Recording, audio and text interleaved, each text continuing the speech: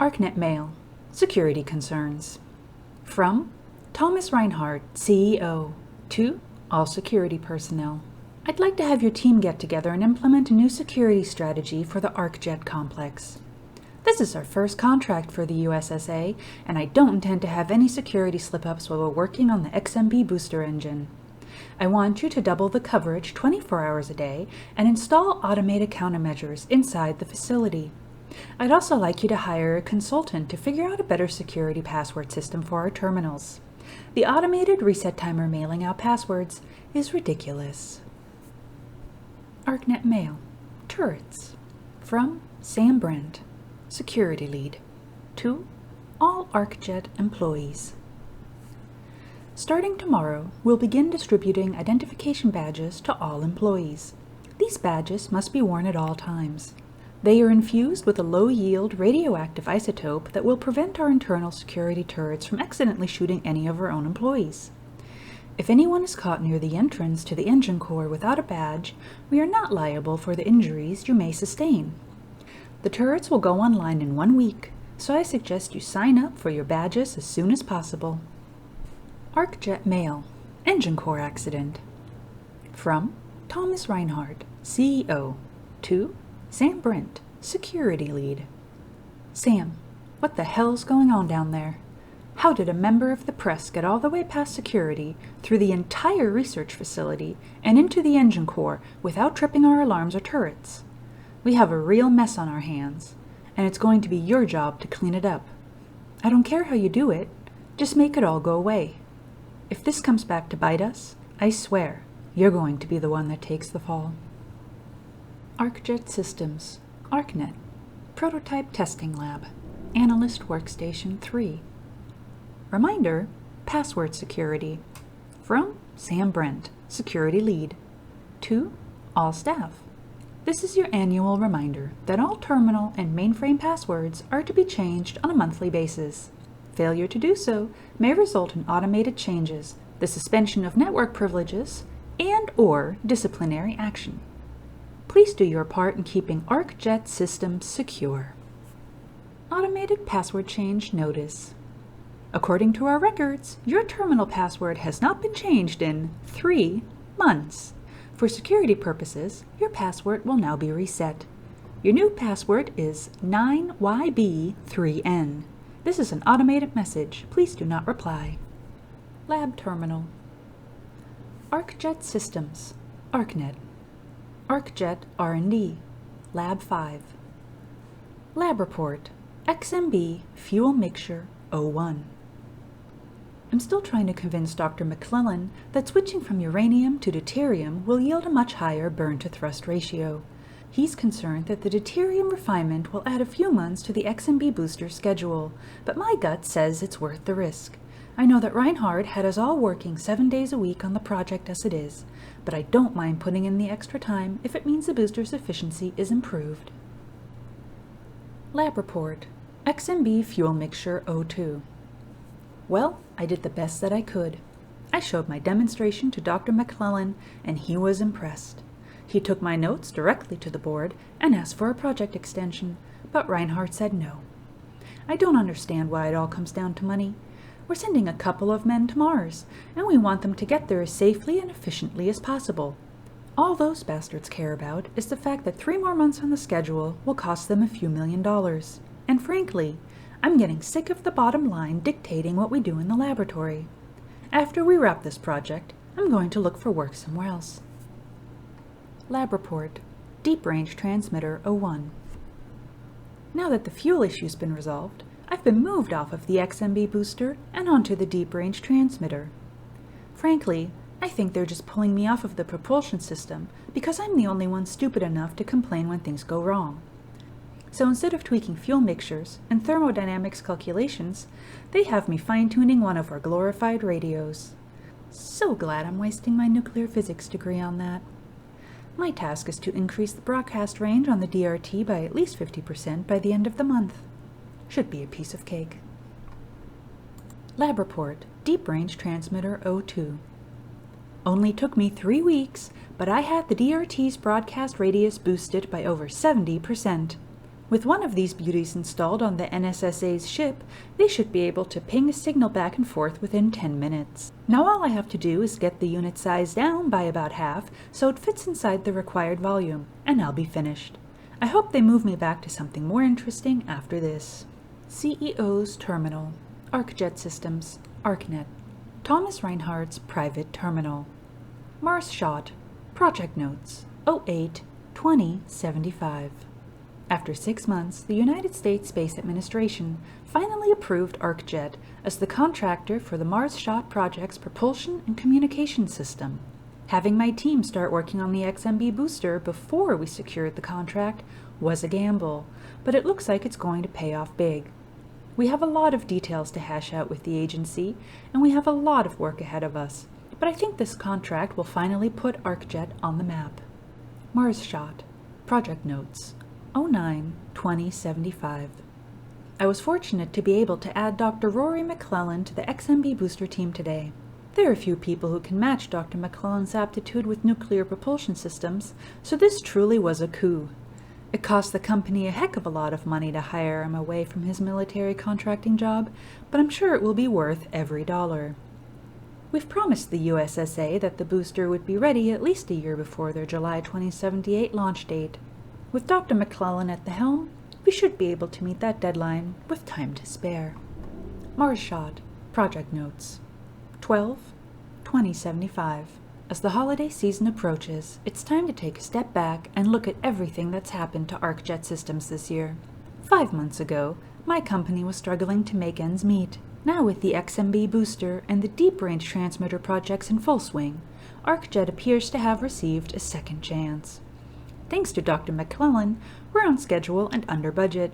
The USSA is thrilled with our project and is already talking to me about future contracts after we deliver. I don't think it's possible to be ending the year on a better note.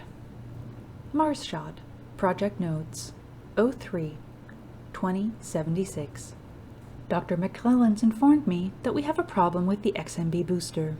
The USSA is demanding that the engine can't exceed their strict weight allowance, but thanks to the uranium refinement subsystem, we're a few hundred tons over. We're now 1 month behind schedule, and frankly, I'm starting to panic. Dr. McClellan assures me he'll find a solution soon, but that isn't helping me get to sleep at night. Mars Shot, Project Notes, 07-2076. The USSA has started their public relations campaign for the Mars Shot project, and ArcJet Systems is finding itself caught right in the middle. In the last week, I think I fielded 15 separate interviews, with everyone asking the same questions over and over again. They all want to know when we're delivering the XMB booster so they can take their pretty pictures of the USSA test firing it for the first time. And all I can do is keep smiling and lying through my teeth that the XMB will be delivered when it's ready. I hope Dr. McClellan solves our weight problem soon, or we're never going to get a contract from the USSA ever again. Mars Shot, Project Notes, 11-2076. I can't believe it, but Dr. McClellan's team finally solved the XMB's weight problem. Now all we need to do is finish tightening a few screws and hoist the thing up into the engine core. If we're lucky, we'll be able to test fire the booster right after the new year. It's funny how things seem so bleak and chaotic during the year, but it all comes together for just in time for the holidays. Mars Shot, Project Notes, 02-2077. We've scheduled a photo opportunity tomorrow for the XMB booster's first test firing in the engine core. We're going to stick them all down in the control room and let them shoot their pictures through the thermoglass window after Dr. McClellan gives them a short explanation of how the booster works. The engine puts out a hell of a thrust, so it should be quite a spectacular show. Mars Shot, Project Notes, 03-2077.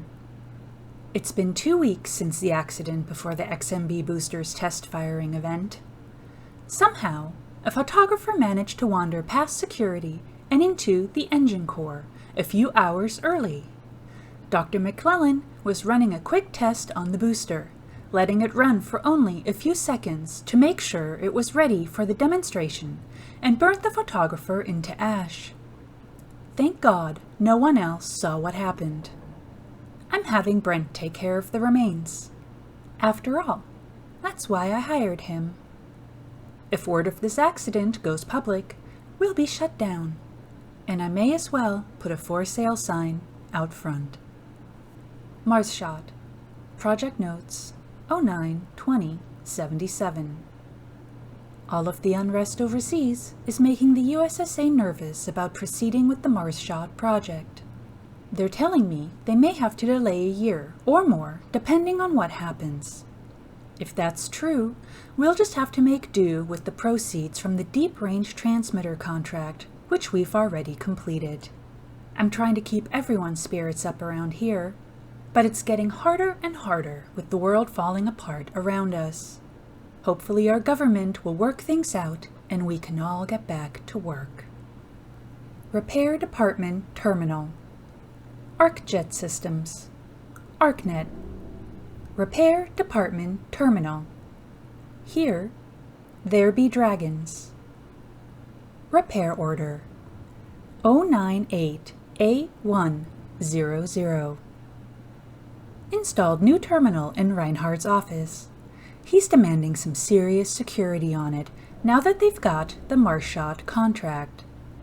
I'm not sure if he's being paranoid or if he's got a real reason to worry. I'll set him up with the best we've got for now. Repair Order 098A112. Okay, now I'm convinced Reinhardt is paranoid.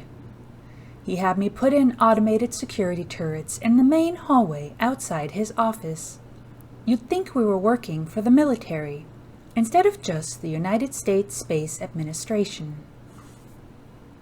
Repair Order 098A115. Got McClellan constantly bugging me that the mainframe keeps running out of space. I've ordered some more storage from our supplier, but we're rapidly running out of room down here for any more consoles. I might have to talk Reinhardt into letting us spill over into the office sections. Shouldn't be too much of a problem. Repair Order 098A122. Brent came down and had me pull all the video surveillance records from the mainframe from last month. I asked if he wanted me to just make him backups, but he just grunted like he always does and demanded the originals. I have no idea what he's doing with them, and I don't want to know. As long as I keep getting a paycheck, I could care less. Receptionist Terminal. ArcJet Systems. ArcNet. Reception Desk. ArcNet Mail. Floor Safe. From Sam Brent, Security Lead. To Front Reception. As requested, I've had a floor safe installed in the front office area. This should allow you to pay for any incoming deliveries or store valuables until they can be transferred to a more secure location. Let me know if you have any issues with the safe or the locking mechanism. ArcNet Mail. Press. From Thomas Reinhardt, CEO. To all reception area employees. I realize that our announcement regarding the Mars shot project has caused quite a lot of excitement with the national media. If any members of the press are requesting statements or interviews, please direct them to our Public Relations Department. Do not attempt to answer any questions or give any information regarding the project unless pre-authorization has been provided. Project Manager's Terminal. ArcJet Systems. ArcNet. Dr. Roy McClellan's Terminal. Private. XMB Booster Notes 10/20/75. I'm thrilled to be working in the private sector again. Working for the military is a horrible, never-ending grind of broken promises, budgets, and ridiculous deadlines that I've learned to hate. Working on the XMB booster finally allows me to broaden my horizon and work on something I've always dreamed of doing, helping send astronauts to Mars. Thomas appears to share my vision, so with his money and my know-how, I'm certain we'll be able to deliver a superior product to the United States Space Administration. XMB Booster Notes 03-2076. I've had to deliver some bad news to Thomas today. I told him the booster is too heavy to fit within the USSA's guideline and will need more time than expected to work out the problem. I've never seen him so angry. His reaction reminded me of some of the Army generals I've worked with in the past. He yelled for a while, but when he realized there wasn't much to be done about it, he calmed down and we worked it out. I think the weight issue might add anywhere from 3 to 6 months to the schedule, but we might get lucky and figure it out sooner. If we're any later than I'm predicting, I have a feeling I should start looking for a position somewhere else. XMB Booster Notes 11-20-76.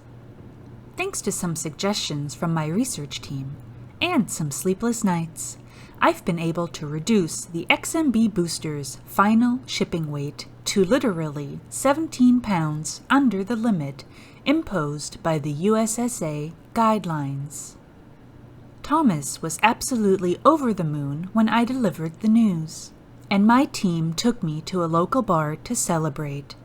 These are the moments that I cherish and why I dedicated my entire life to scientific research. XMB Booster Notes 02-20-77. We were supposed to have a press event today, but Thomas has abruptly canceled it only hours before it was about to begin. I'm confident that the XMB booster was ready to test fire, so I was uncertain what caused his sudden change of heart. After speaking to Sam Brent, our head of security, he informed me that there was a possible security breach, and he had recommended the entire event be postponed until a later date. I must say that this entire day has been very strange, and something tells me that what Brent is telling me isn't entirely true. XMB Booster Notes 10-20-77. I can't believe what I discovered today. I was going through our video recordings of all past test firings for the XMB, and I came across the carbon burn-off pre-test I did back in February.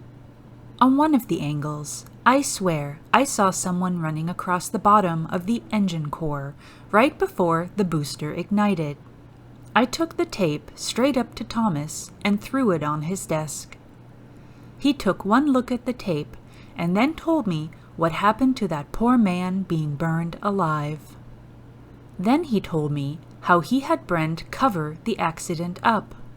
I couldn't believe what I was hearing.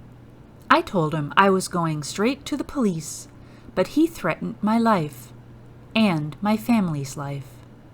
Now I don't know what to do. I think I have no choice but to bring the tape directly to the press tomorrow and hope the authorities can stop Thomas before he does anything stupid.